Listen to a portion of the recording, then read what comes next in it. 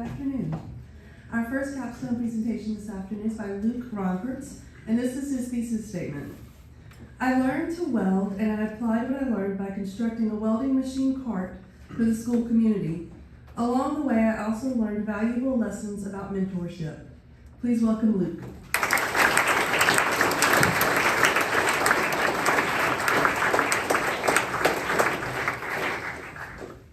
America runs on trades. The modern society we live in would come to a standstill without the trades. Even the seemingly more convenient desk jobs would be non-existent without them. If there are no welders, heavy machine operators, and carpenters, who's building the space for the office jobs to sit in? Without HVAC technicians and electricians, who's powering the data centers and keeping the cloud up? How are people going to get to work and move product without oil field workers and truck drivers providing gas and goods transportation? They have always been, and for the foreseeable future, will always be necessity in societies. This makes the trade special. They have been passed on from generation to generation. A continuous cycle of lessons passed on from an older generation to a younger generation. They also develop and are improved upon with the passing of time. Each generation adds a new method, style, or even completely new version of the original concept. But beyond just the need for the trades to keep society running, there is a need for the lessons that come from learning from an older generation.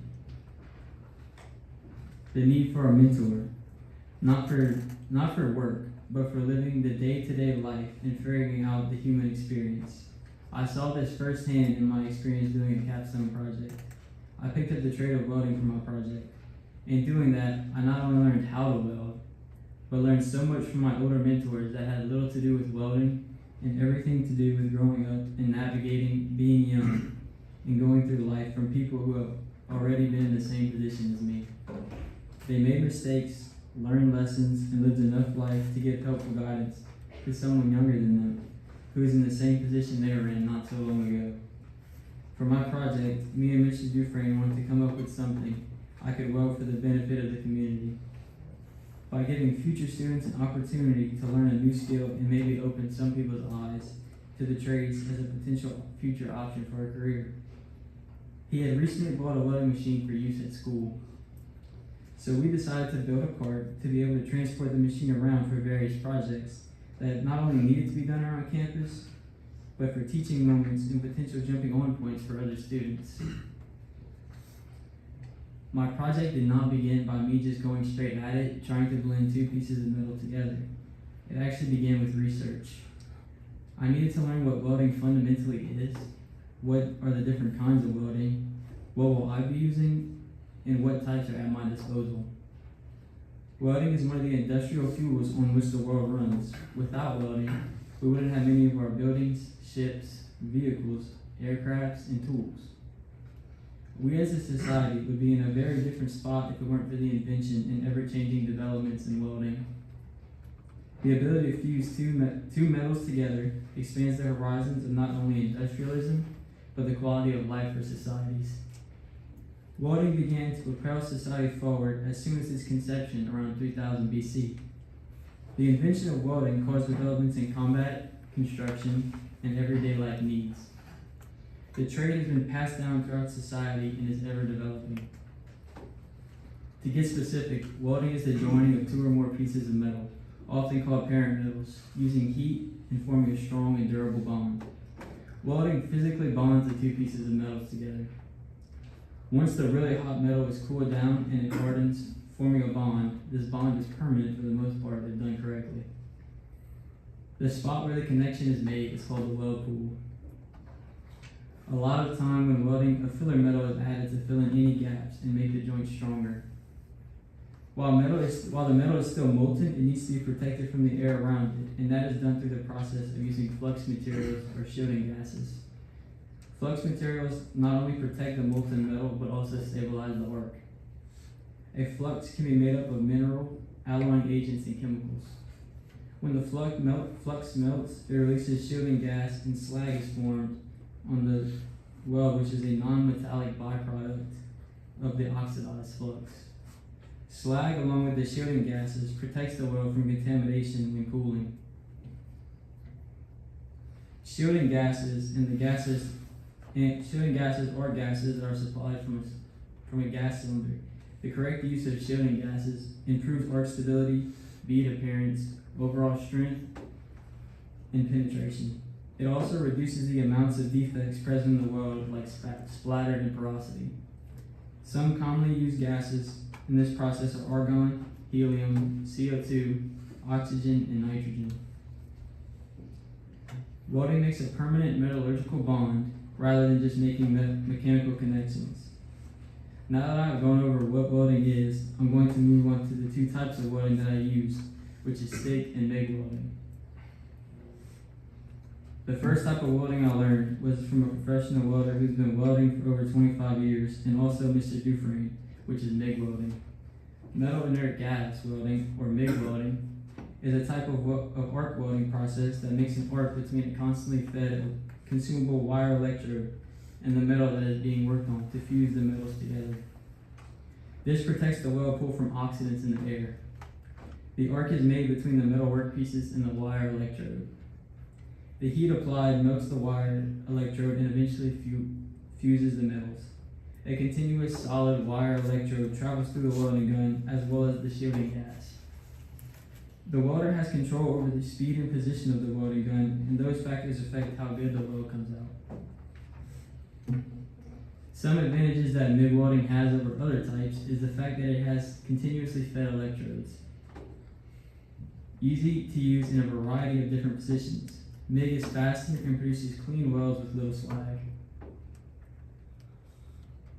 Stick welded or shielded metal arc welding is an electric arc process that joins metals together using a consumable electrode that is flux coated.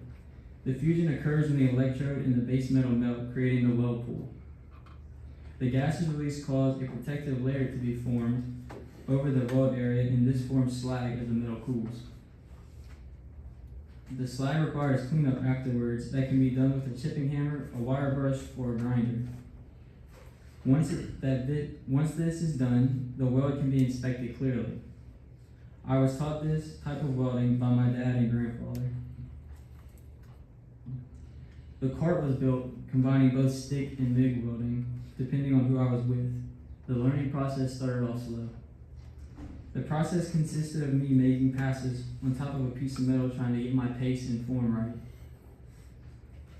It's the same method of teaching for both stick and MIG. Then I moved on to actually fusing two pieces of metal together over and over again until I felt confident enough to begin building the frame of the cart. Once that was done, I then added the handlebar, which came with a big learning curve. To get the handlebar welded to the back legs of the cart, I had to weld at an odd angle while holding the bar up to make sure I moved slow enough to where the weld looked good and was strong, but not too slow to where the puddle would droop off down off the bar. From there, the wheels, and finally the tray, which came with its own set of challenges. The metal on the wheels and the metal tray were quite thin, and it took me having to adjust the speed and temperature multiple times because I kept burning holes in the thin metal while trying to connect it to the much thicker frame. From there, I brought it to school to work with Mr. Dufresne and add all the attachments such as the brackets to hold the machine in place and the hangers for the helmets and cables. The majority of the cart was made from recycled metal from previous projects. The frame was angle iron taken from panels of a barn my grandpa built about 15 years ago that had fallen during a hurricane. We used a torch to separate the metal and then welded it back together using the stick machine that my grandpa uses on all of his projects. We used a torch to separate the metal and then welded it back together using the stick machine. All the hangers are made from the teeth of my grandpa's hay rake. The only components bought for the project were the wheels and trays. There was a large part of this project I could never expect when I began. That was apparent with every mentor, every single time I welded with them. It was the lessons that all my mentors were giving me. The first one I had noticed was the willingness to help somebody learn from them. None of them had to take the time out of their schedules to teach for hours, but they were willing to teach. But more than that, they actually wanted to teach their trade and wanted to teach someone younger the importance of knowing how to do do something with their own hands and not always relying on others to come and save you. There's something special that comes with that providing nature. Not just being able to provide for yourself, but also those around you. Every one of my mentors ended up telling me about a time in their life when it came down to them being depended on by their families, and they were the ones who had mouths to feed and lights to keep on. To add to that, they had to put smiles on people's faces during times when they didn't even have one on theirs. They put a light on how important providing is, and having the ability to provide not only outwardly with food, clothes, and shelter, but spiritually in lessons and with spiritual and emotional caretaking. We see a perfect outline of a literal and spiritual provider in St. Joseph, who is the prime example of a mentor figure who teaches not only an important skill to his son, but a valuable lesson to all of us in teaching carpentry to Jesus. In Patris Corde, Pope Francis says, each of us can discover in Joseph the man who goes unnoticed, a daily, discreet, and hidden presence, an intercessor, a support and a guide in times of trouble. St. Joseph reminds us that those who appear hidden in the shadows can play an incomparable role in the history of salvation. St. Joseph was a carpenter who lived in the 1st century, so that makes Joseph, by definition, a tradesman. Back then, being a carpenter did not lead to the most high-profile lifestyle, but it meant that there was food on the table and a roof over Mary and Jesus' head. Jesus was also known to do carpentry work, making Jesus a tradesman by definition. Joseph taught Jesus many important lessons in his woodworking shop. The virtue of patience was taught with every project that the pair undertook. The value and satisfaction that comes out of hard work in seeing the physical fruits of one's labor on the table at supper. In Patris Corde, Pope Francis says, eat the bread that is the fruit of one's own labor. Pope Francis shows us the dignity in work and how Jesus exemplified that and instilled it into his son.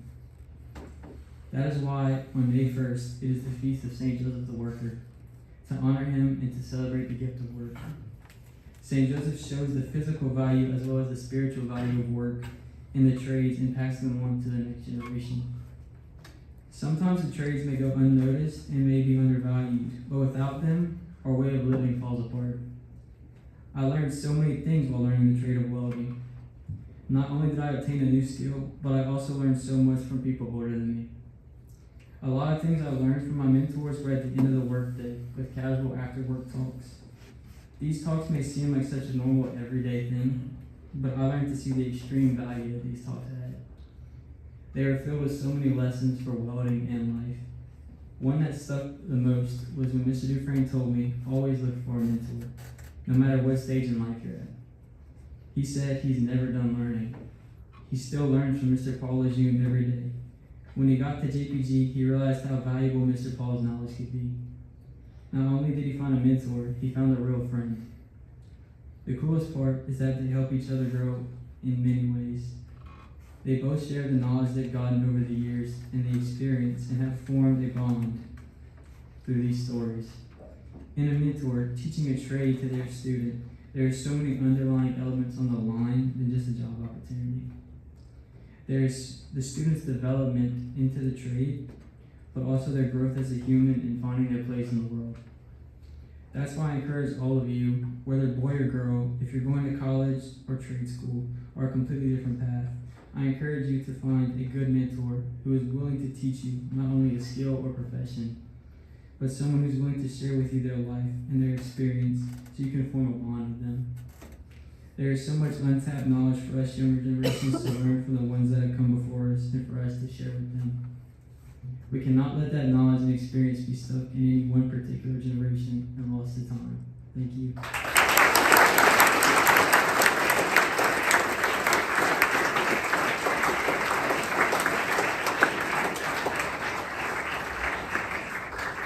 What faculty questions do we have for Luke? Ms. Perdon.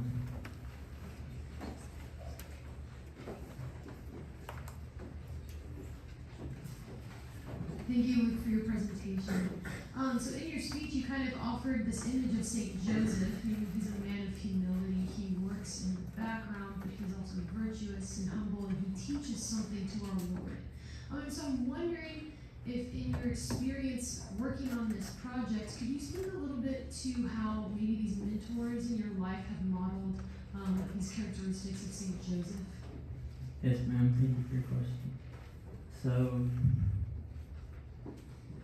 especially like Mr. Dufresne, like Joseph, you always see Joseph putting his family first.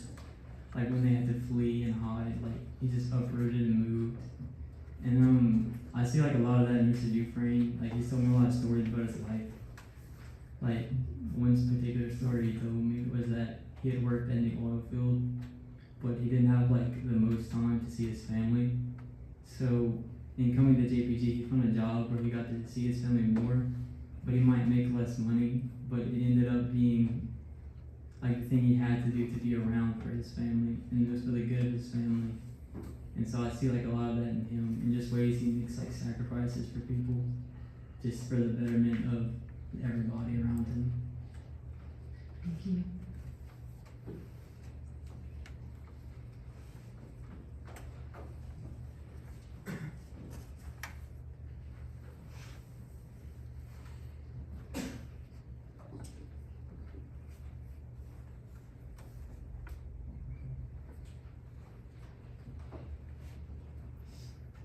Miss Lise.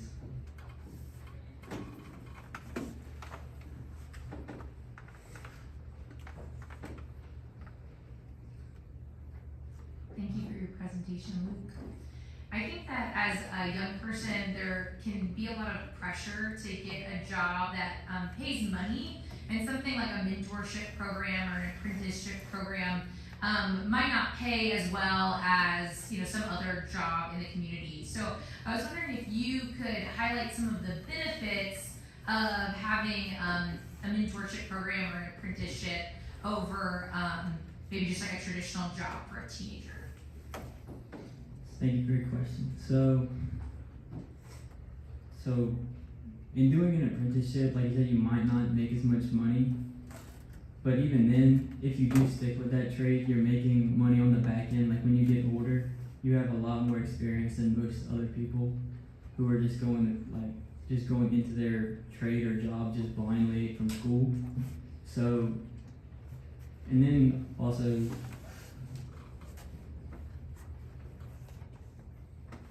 can you restate the question a little bit? Sure. So I think that's one of the benefits of having an apprenticeship over some other job where you're just trying to make money.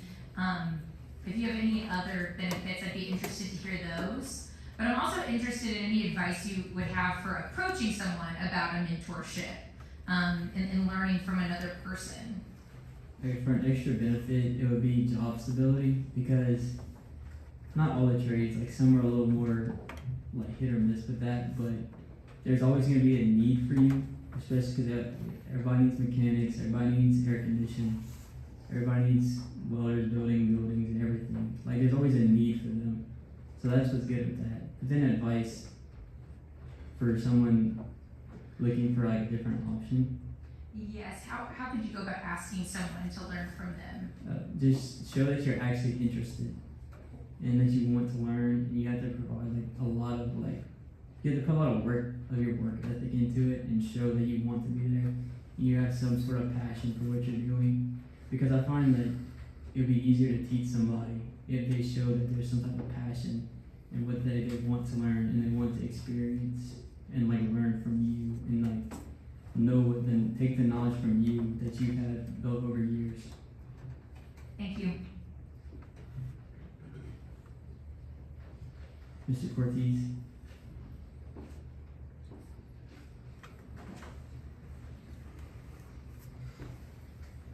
Thanks, Luke.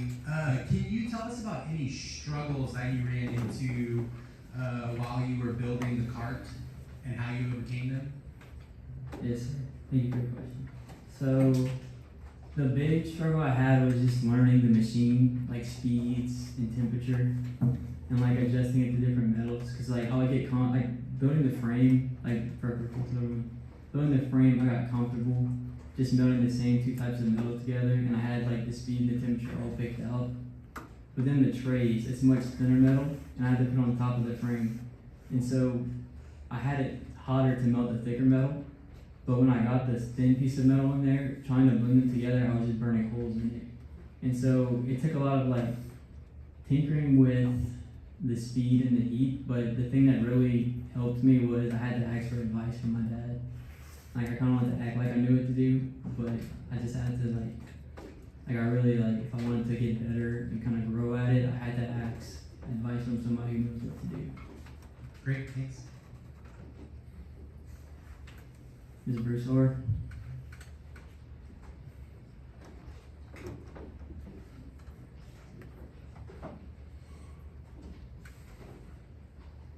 Thank you for your presentation. I was wondering if there were any classes or lessons that you had learned here at JPG that ended up helping you learn how to weld. Thank you for your question. So, I would definitely say like Mr. Gray's math class a little bit, not like with angles and things, like not like that, but I'm talking about like as far as taking like patience and trying to like tinker with things over and over again until you end up getting the right answer. And just, that'll be it. Like patience from just doing problems and stuff over and over again until you get it right. Thank you.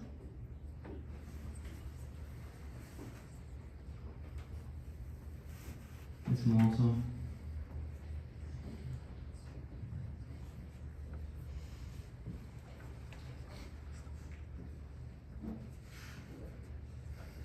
Thank you for your presentation, Luke. It used to be that we had classes in high schools especially, and also some middle schools and whatnot, where they would offer shop and they would offer home economics for those students who, wanted to learn a little bit about the trades or wanted to learn how to sew, wanted to learn how to cook and whatnot. It eventually led to like culinary classes or welding classes or carpentry and whatnot. And since over time, because of high testing and everything, it seems like those programs have kind of left schools and whatnot. I know in Lafayette Parish, they have the Career Center that you can go to learn a trade. You can get a jump start on your qualifications and whatnot. Do you see a need for us to perhaps have some sort of class like that here instilled at JPG, on both sides of maybe the trades as well as home economics? Thank you for your question. Yes, ma'am, I do. And I think Mr. Dufresne does a really good job incorporating a lot of, like horticulture, you think just like growing a lot of stuff and gardening and stuff. But Mr. Dufresne really adds like a lot of other elements to it, like showing you how to build things and just set up everything and like take care of everything that you have growing. He shows you how to use a lot of equipment. And then, like Mr. Dufresne talked about it, trying to kind of set up more like trade kind of shop things around here, and I think it just take like a lot of time. And I think maybe it would be a good investment to kind of work our way through that. I think home economics is also a really good thing because it teaches you how to not like maybe not building the home but running the home. I think that's a good thing for everybody to know. All right, thank you.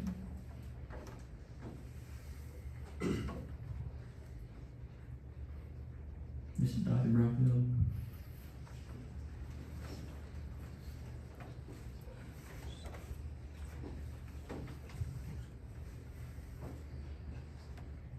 Thanks for your presentation, Luke. I wonder if you could shed some light for us, or give us some ways in which you encountered the challenge, the hard work of welding that was rewarding. So I think for a lot of people, one of the reasons there's a prestige piece, but there's also a piece where people want to choose college because they think the trades are hard. I think that's probably true, but I also think you're saying there's something rewarding that we might not expect in this kind of work. Can you shed light on kind of that hard to name rewarding bit of this kind of working with your hands? Yes, sir. Thank you for your question.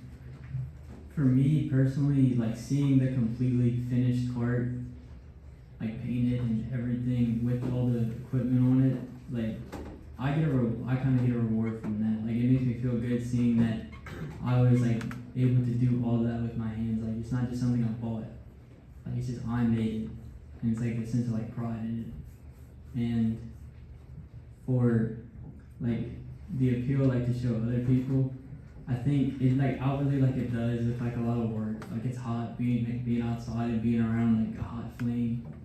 And like there was times when I did like I was like tired of just like whole days of just doing it. But I think at the end of the day, when you look at what you did and you see like the progress you made from the morning to the evening, or even just over time, like over a month, the progress you made, it's just a really like fulfilling thing to be like, I was able to do this. Like I didn't have to go buy it, like I made it, and I could do it again. Thank you.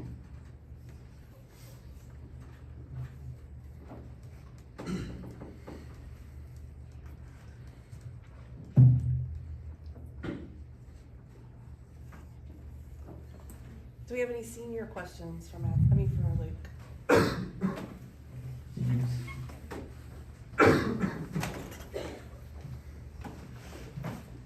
Thank you for your presentation, Luke. I was just wondering about how many hours you spent on the card, making it and whatnot.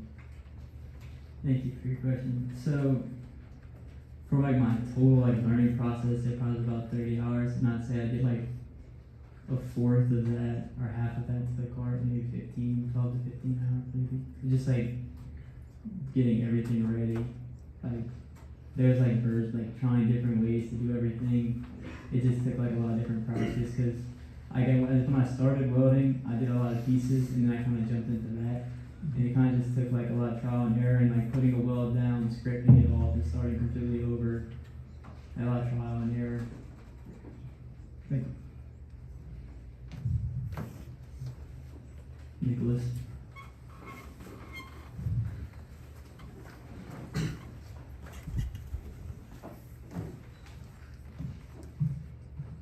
Thank you for your presentation, Luke.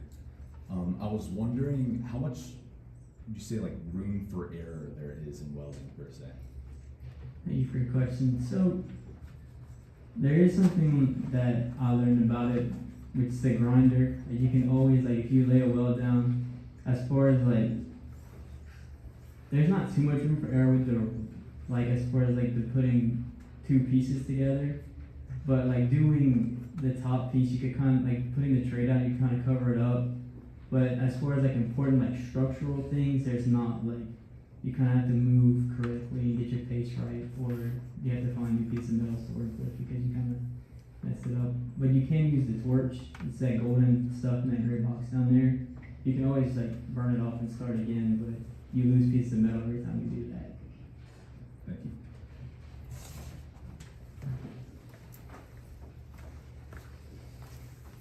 Zachary.